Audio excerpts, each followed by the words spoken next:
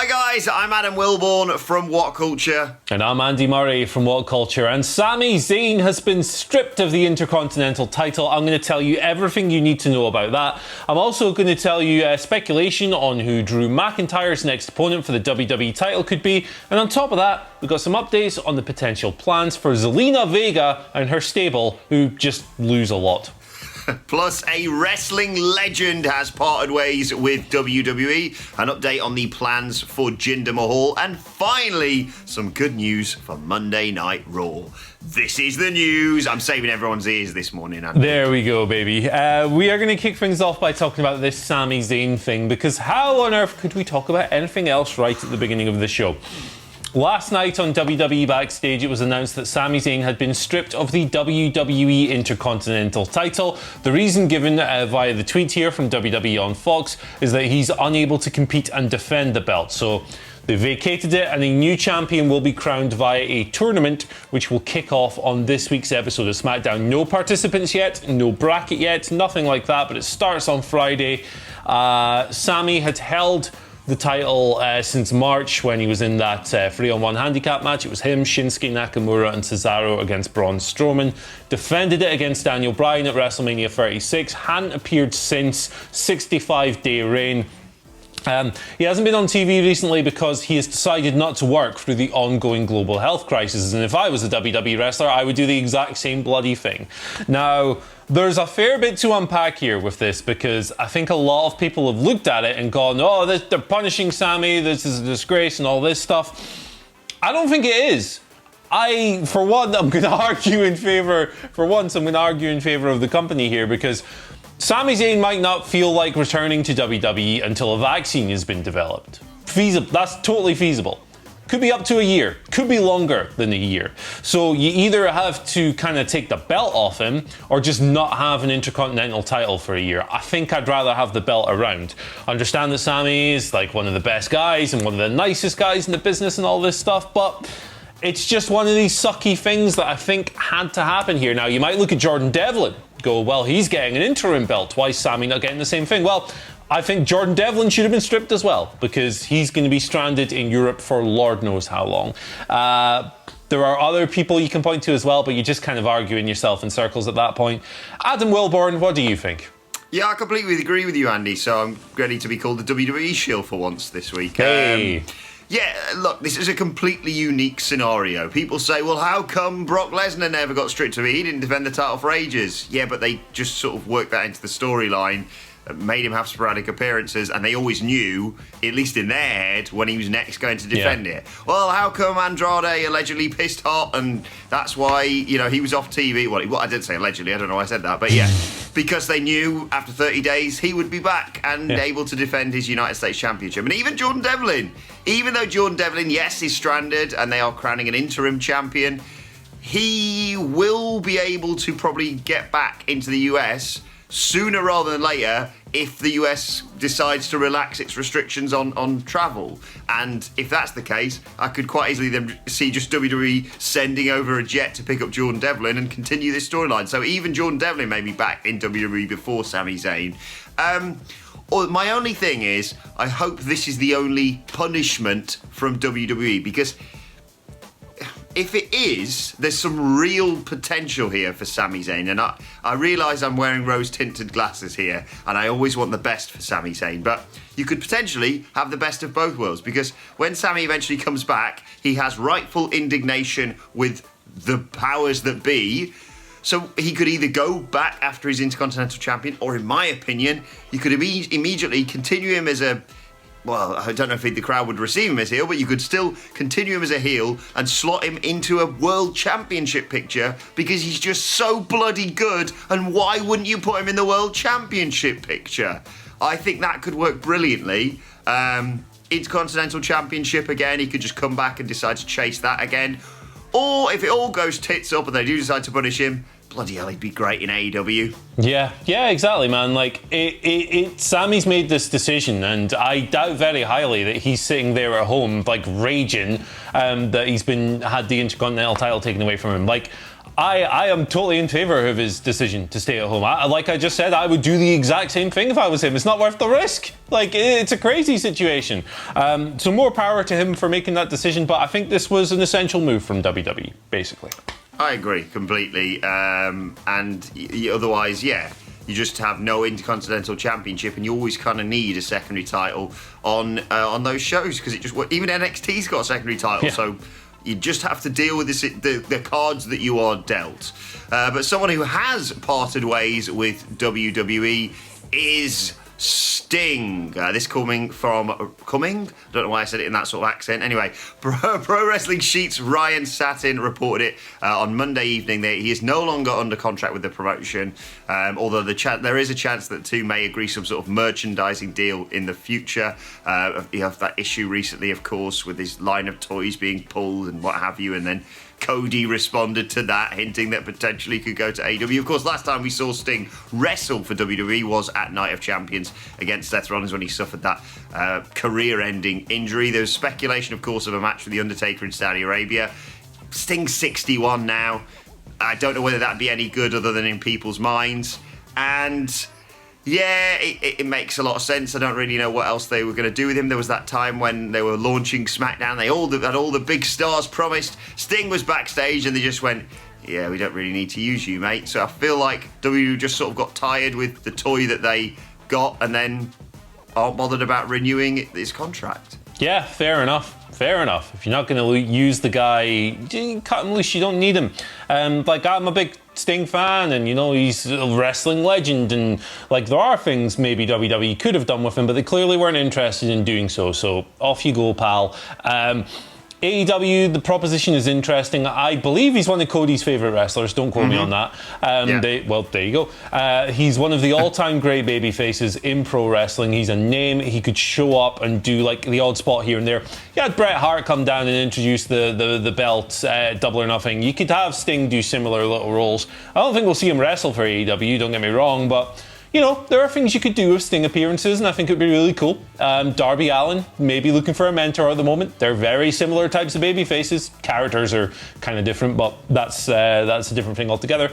I could see Sting showing up there, not in a full-time role, probably, just, here and there. I think he'd be a good addition as some kind of non-wrestler who maybe appears, 2 or 3 times a year. Could be cool. Yeah, I agree. Yeah, don't have him wrestle. I know he wants to wrestle, and he can probably still do some sporadic appearances here and there, but I wouldn't want to see him wrestle in AEW unless it would be some spectacular match, and you'd really have to sort of smoke and mirrors it, in my opinion. But appearances in AEW, I don't know about the whole Darby Allin thing. People have drawn comparisons to them in the past. I think Darby Allin should be his own man.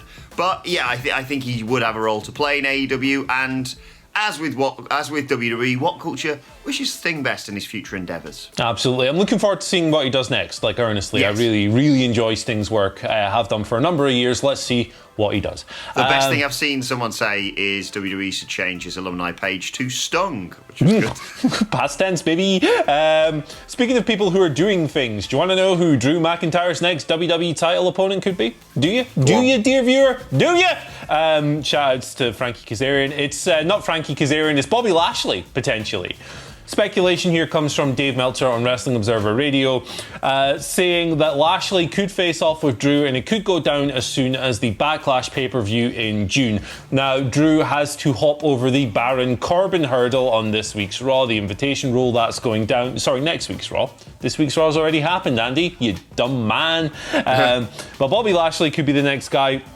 He's been squashing dudes left, right and centre. He beat Humberto Carrillo in a more competitive match on this week's Raw. He's seemingly getting MVP as a manager. Might be kicking Lana away from the act a little bit as well.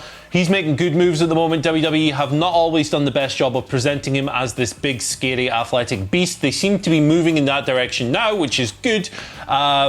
Interesting. 2 big, beefy boys worked together in Impact Wrestling before.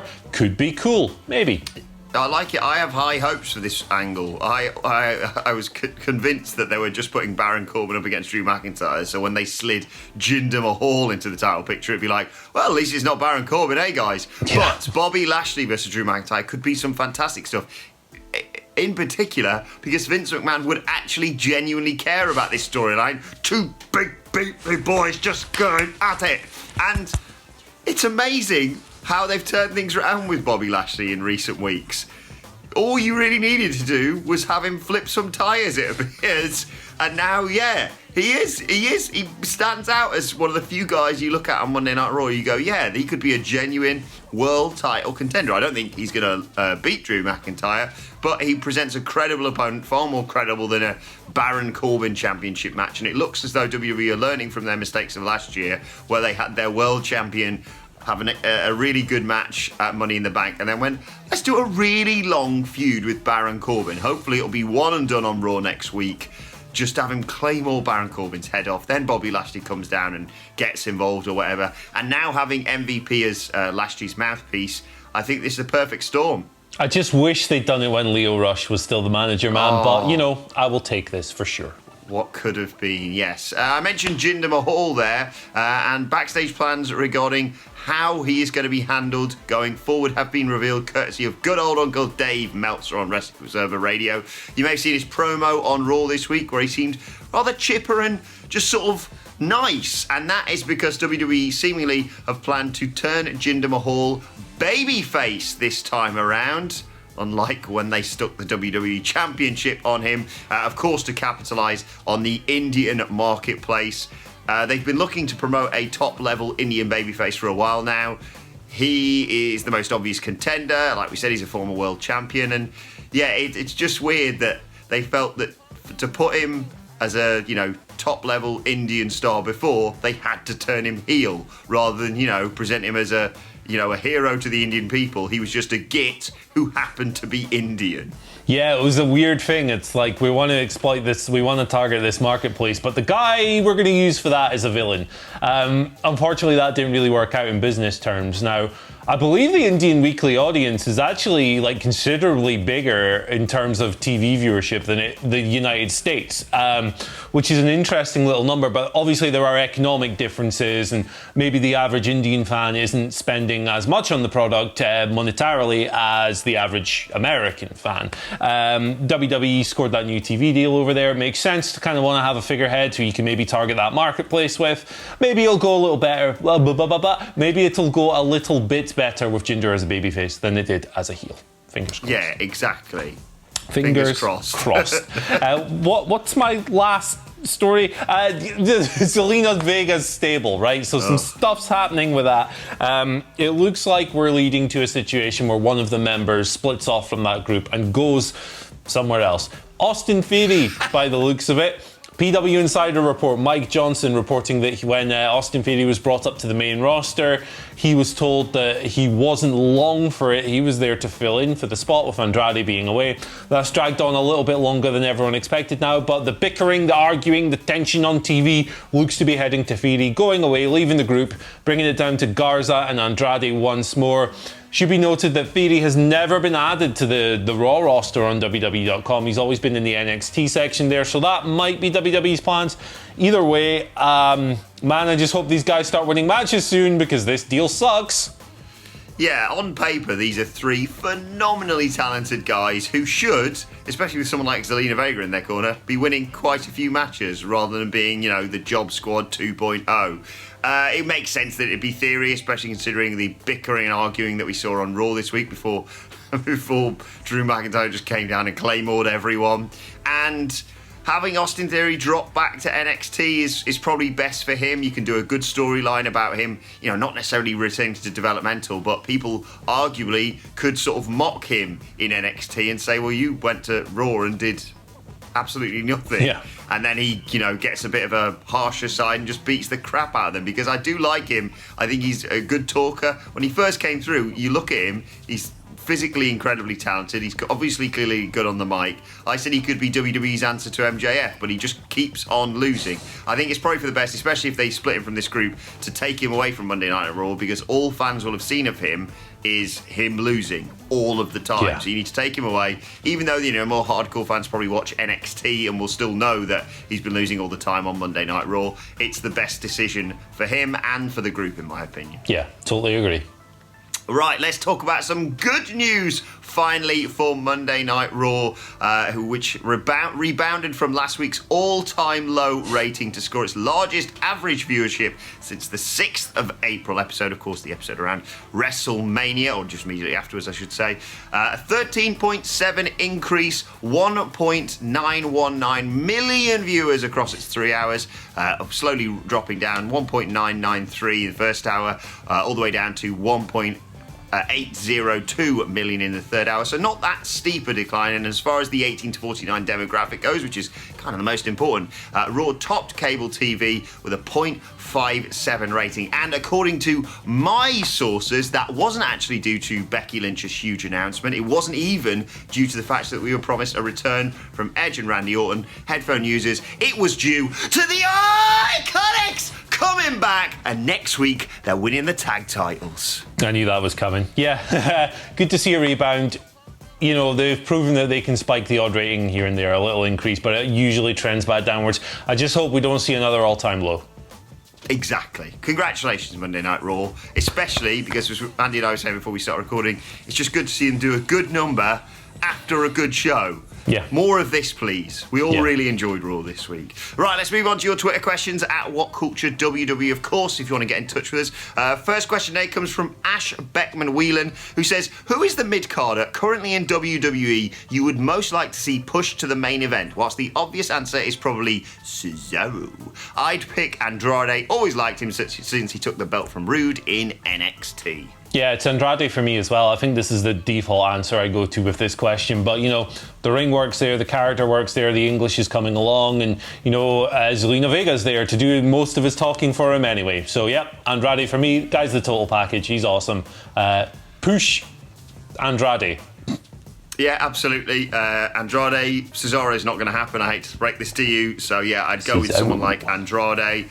I mentioned it earlier, but I'd love Sami Zayn to be given another shot at the main event on Raw or SmackDown when he comes back, because he's the total package, in my opinion. And yes, he might not look the way Vince McMahon expects, you know, main eventers to look, but all WWE fans know he's a main eventer, and I just think he deserves it. If not him, there's still a tiny part of me that is holding out hope that Shinsuke Nakamura can become a world champion in WWE. I know, but I think it's just because I've been watching old videos when there's crowds and his old theme was there. Give him back his old theme eventually when you want to turn him babyface, and just give me one more shot at the world title, because I love him, and he might actually, you know, care if you put him in a main event rather than just sort of dossing about, surfing and having a great time, which he deserves. He's worked very hard over his career, but so you're telling me there's a chance is all I keep thinking with Shinsuke. Please.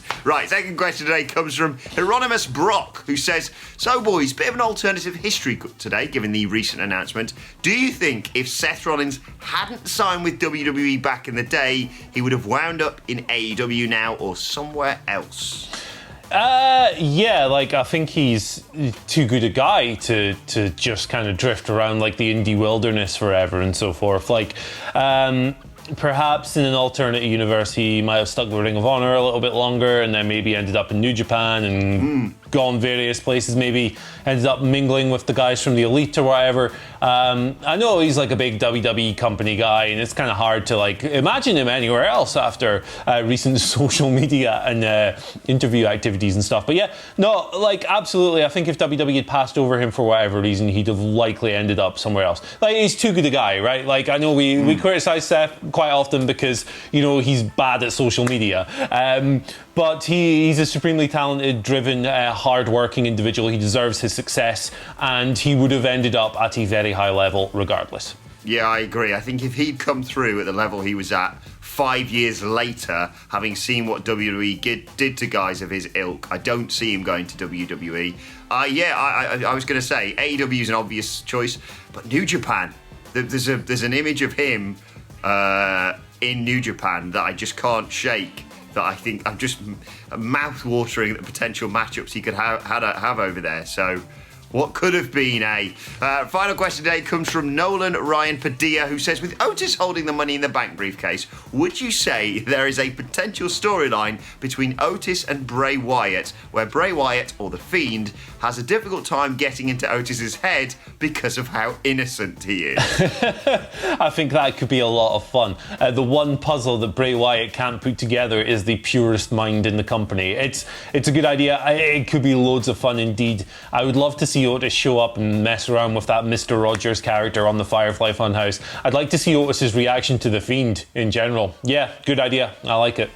Yeah, Bray Wyatt would try and get in his head, and Otis would just become best mates with Huskus the Pig Boy. There you This go. isn't what meant to happen. Right But to yeah, self. Please, just don't let him use the Money in the Bank briefcase to cash in on the tag titles. There's so much more interesting storylines there. Yeah. And if he doesn't use it for that, there's even a storyline down the line where Tucker's like, I thought this was going to be for the tag titles, brother, and you kind of forgot about me since you got a bird, so what's going on there? There's a lot you can Just do. a thought. Right, let's move on to today's, and finally, and you've probably seen this one doing the rounds on social media over the last 8 hours, according to my Twitter page. It is, of course, new expectant mother Becky Lynch. WWE have wasted no time in releasing the Mom t-shirts. There's a bit of me that just, I know that's American, and I spell mum M-U-M. I'm sorry. I'll say that to my dying day. So, the Mum t-shirts, and Becky Lynch, top banner this year's tweeters, can't even be mad because I need the formula money. So go and get one of them if you want to go and support Becky Lynch. Good for it. Probably slightly more important to support, all those indie wrestlers struggling right now. But if you've got even more income to spare, go and buy one of them if you want. If you're a mother or an expectant mother and you like wrestling, it kind of seems like a no-brainer, doesn't it? Exactly. Here's to all the expectant moms watching this channel now. Didn't think I was going to be saying that this morning. No, me neither. Right, let's know your thoughts on that and all of today's news stories in the comment section below. Don't forget to like, share, and subscribe. And subscribe to What Culture Wrestling on either iTunes, Spotify, or wherever you get your podcasts from for daily wrestling podcasts. Myself and the Dudley Boys, no doubt, probably delving into this whole Sami Zayn issue a little bit later on today. And join us live 4 p.m. BST here on What Culture Wrestling's YouTube channel, where we'll be delving into all the big issues, previewing the Wednesday Night War, of course, and answering all of your questions. Plus, you can let us know your thoughts and Twitter questions on Twitter at WhatCultureWWE. And watch there, follow both of us. You can follow Andy Murray at Andy H. Murray. The H stands for happy pregnancy, which I should have said yesterday. Hey. Yeah. We were all swept up in the big news from the Iconics, which was arguably more important. You can follow me at Adam Wilborn. Sent out a fire tweet yesterday showing how Charlie Caruso should have announced that Edge Randy Orton match, so go and check that out. Follow us all at What Culture WWE, as I said, but for now, my thanks to Andy Murray. Thank you for watching, and we will see you soon.